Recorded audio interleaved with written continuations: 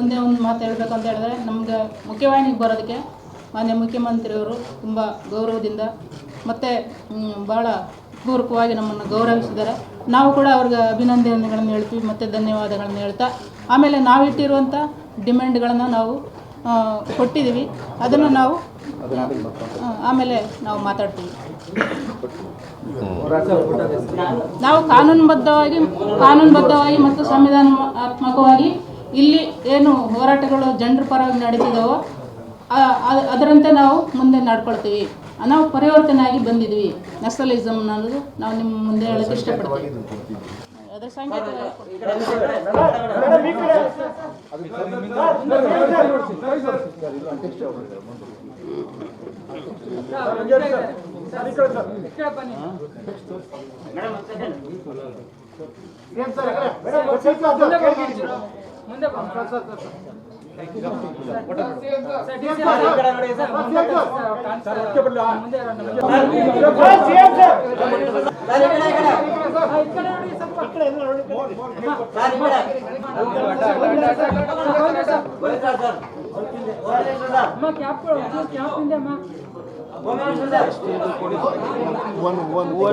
ಓದಿದ್ದೀರಾ? ಓದಕ್ಕೆ ಬರ್ತದಲ್ಲ?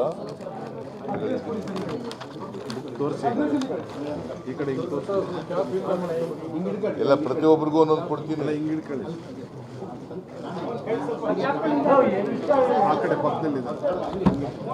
ಎಲ್ರಿಗೂ ಓದ್ಲಿಕ್ಕೆ ಬರ್ತದ? ಕನ್ನಡ ಓದಕ್ಕೆ ಬರ್ತದ?